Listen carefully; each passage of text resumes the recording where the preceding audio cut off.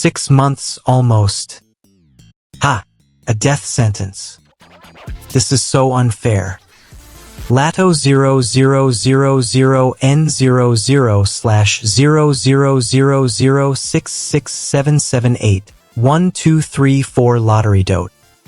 UU00/0. I want to live. But with that being said, Ideon asked to stay alive. In just how to get reincarnated. As a bald skeleton. Can. Final. Seg on Sam the last one. Done. Subjugation of the rebel fork knee after I reincarnated. I became the lowest ranking demon, ski, and eventually evolved into the undead king, the rich. Yeah, I may be bald, but now that I'm the demon king. 56 AC. I said my name is Isaac. How many times do I have to it Kim whatever? You idiots who can even say my name properly. Lat's in a state of desperation, trying to find a way to break free. His goal is to survive this ordeal. The obstacle is his own physical limitations. Lat's action is to try and move, but he's stuck. The consequence is that Lat's frustration grows, and he's on the verge of collapse. Useless. Lat's life hangs in the balance, and the stakes are higher than ever.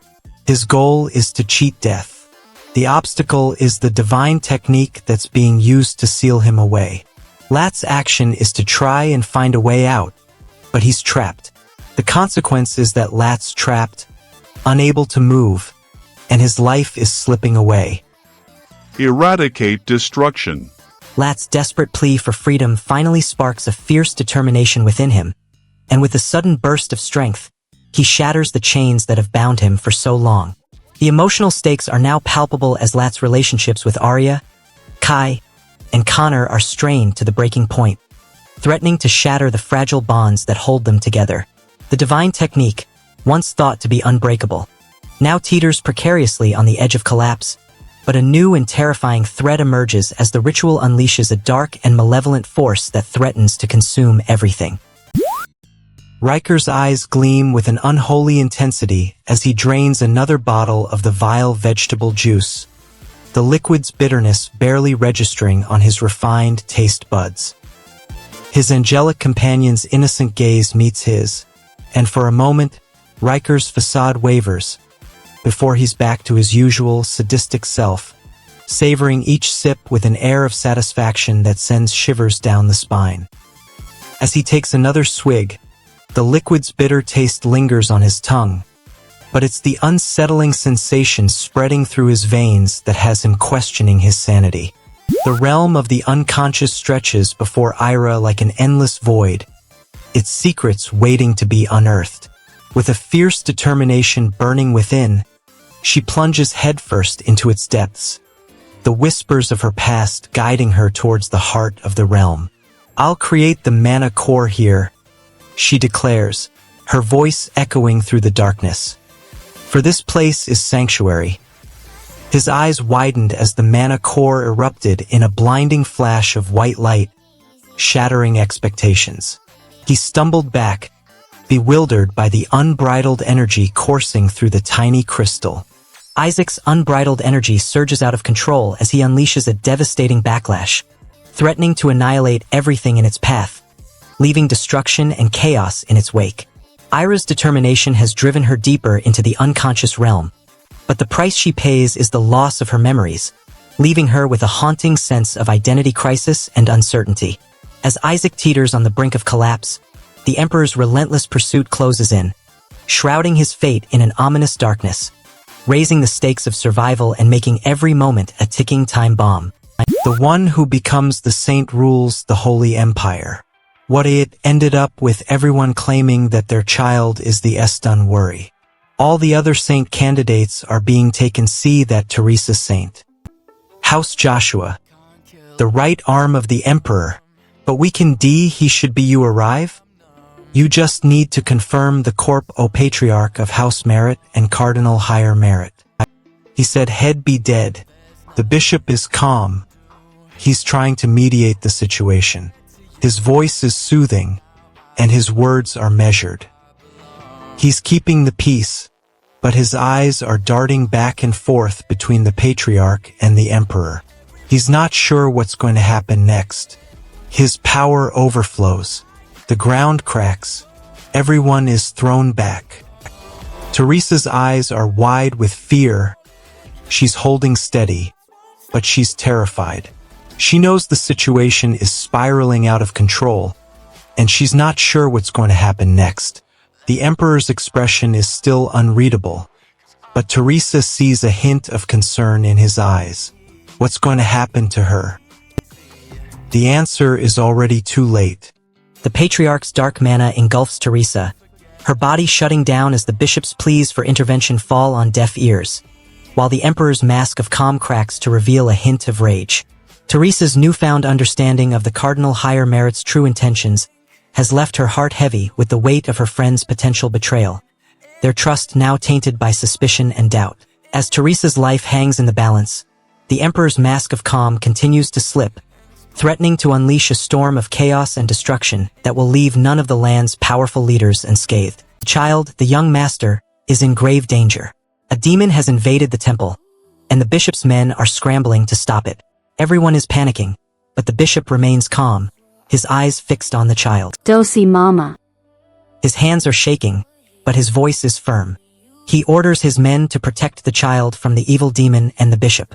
The stakes are high, and the bishop is willing to risk everything to save the child. And that's not even the worst part. What if the bishop's men fail? The bishop takes a step forward, his eyes locked on the demon. His men are hesitant, unsure of what to do next. The child takes advantage of the momentary distraction to make a break for it. He sprints forward, his footsteps echoing off the walls. The demon recovers quickly, its eyes fixed on the child with an unholy hunger. Dosi mama, I have to protect him. The holy knights give chase, their blades at the ready. But the child is too fast, dodging and weaving through the shadows. He's determined to escape and find a way to stop the demon once and for all. The holy knights are stunned, their faces twisted in confusion. They've never seen the child's power before, and it's got them reeling. The child unleashes a devastating surprise attack, catching the demon off guard as the holy knights watch in stunned awe, their faces etched with a mix of fear and confusion. The child's incredible power surge not only astonishes the holy knights but also fills Arya with a glimmer of hope, a sense of possibility that their young savior might actually be the key to their survival.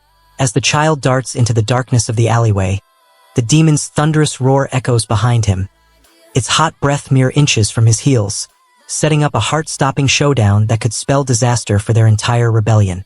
He's not even years old, but his words cut through the chaos.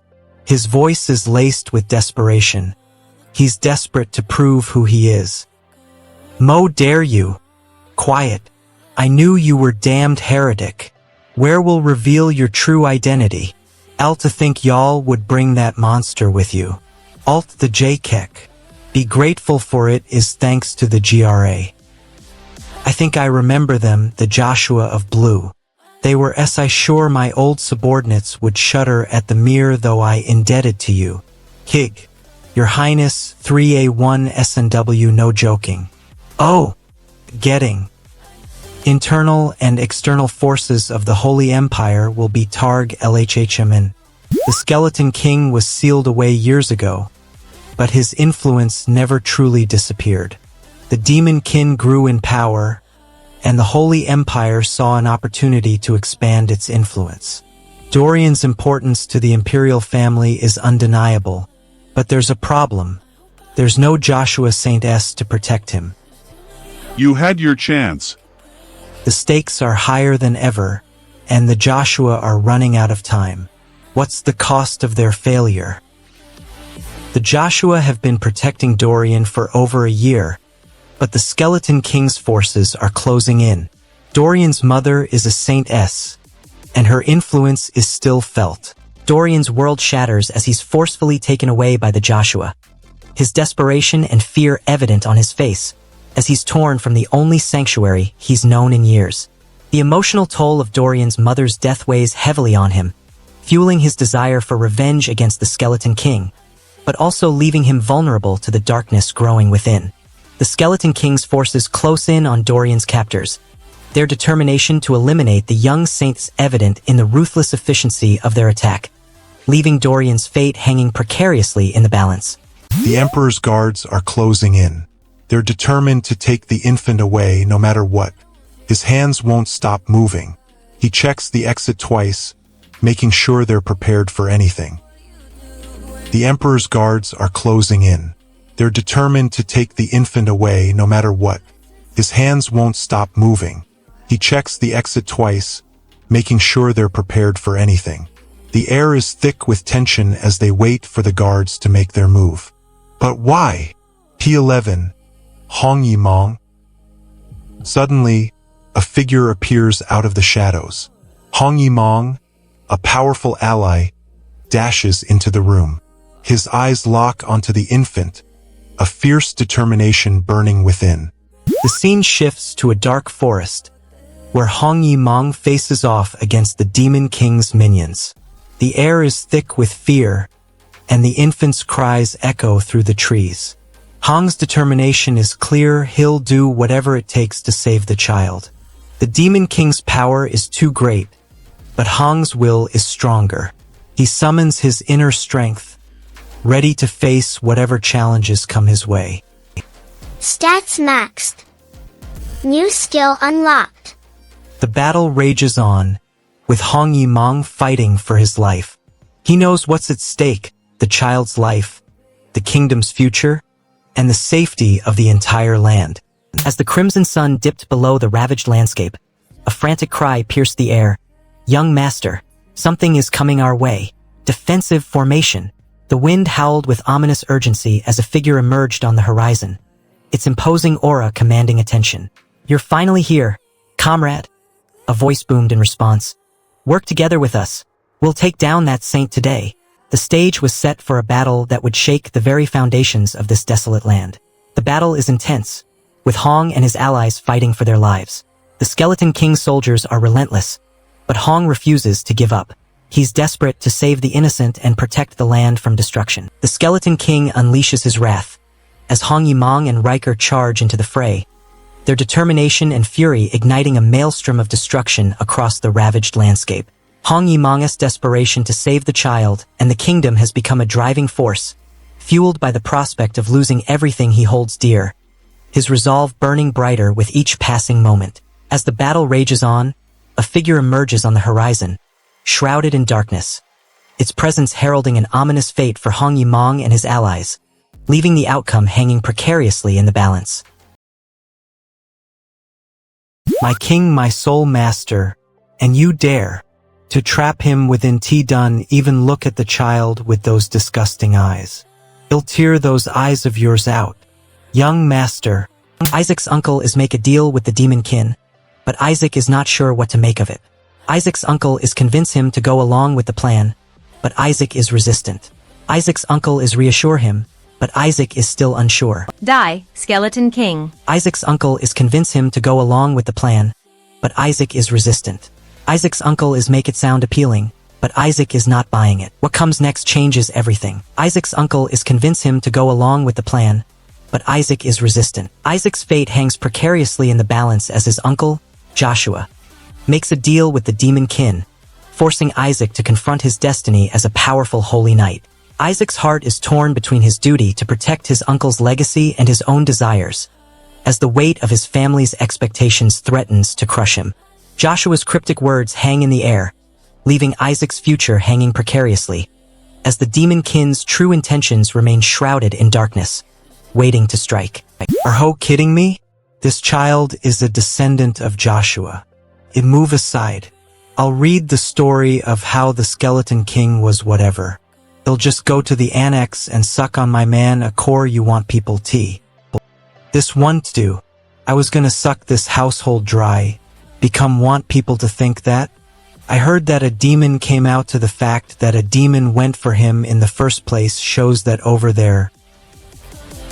The symbol of our household or whatever. HHM not get him to 3H I really is the saint candidate like 40 you claim. Do you have your first songs missing and your second son is adopted? What comes next changes everything. Rude Wretch's face twists in a snarl. This kid is not what Melissa expected. He's got a connection to the missing saint. Rely. She's torn between her curiosity and her duty to protect the household. Her hand on the hilt of her sword betrays her unease. You think he'll be just as wicked if that wretch is the one supporting him?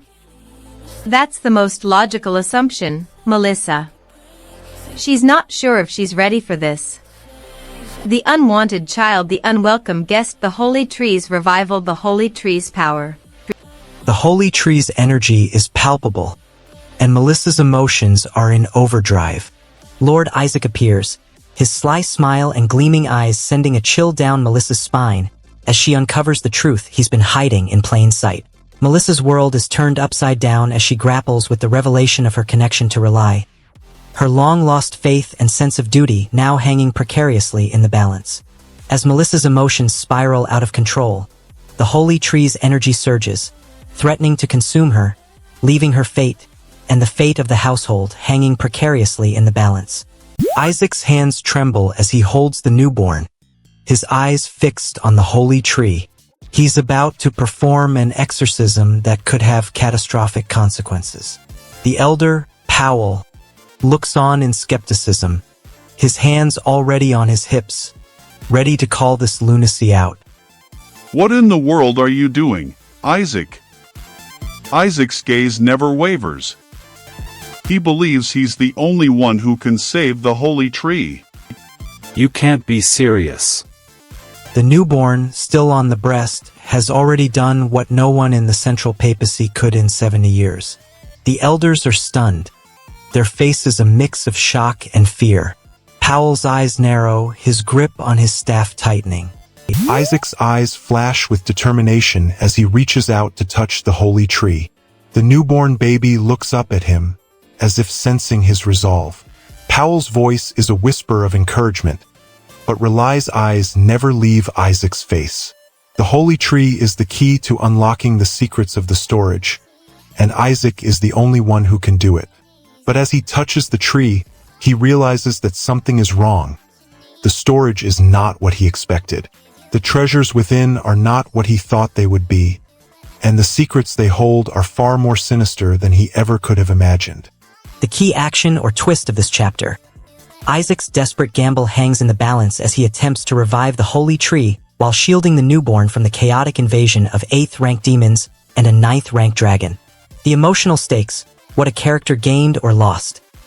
Isaac's resolve has been galvanized by the newborn's presence, but his heart now hangs in the balance as he grapples with the weight of responsibility and potential loss. The cliffhanger, what is left dangerously unresolved going forward. As Isaac's fate and the newborn's future hang precariously in the balance, the 8th-rank demons close in, their eyes fixed on the newborn, and the true extent of their sinister intentions remains shrouded in mystery. Kale stumbles backward, his eyes wide with a fanatical glow as he grasps the tattered book of holy spells. The air is electric with his dark energy, a chilling aura that sends shivers down the spines of his loyal followers. O Book of Holy Spells, ways to shred the Skeleton King. Rex is in a rush. He just finished the lesson with this young boy, and he's ecstatic about the progress. His goal is to reach the next level of defensive holy magic, and he's convinced this boy can help him. But there's a problem. Other candidates think the boy is special too. They try to intimidate him, but Rex sees the potential in the kid and is willing to push him harder. He wants to see if this boy can take the pressure. Who's special now? His hands won't stop moving. He checks the exit twice and you can tell he's on edge. Rex's young apprentice makes a shocking attack on his master, shattering the calm atmosphere and sending the room into chaos as the reality of their true intentions sets in. The boy's betrayal sends a shiver down Rex's spine as the master's emotions crumble, revealing a deep sense of disappointment, hurt, and concern for the future of their bond and the boy's well-being. As Rex's eyes widen in horror, the room remains frozen in time, the air thick with tension, as the true nature of the apprentice's loyalty is left precariously teetering on the brink of revelation.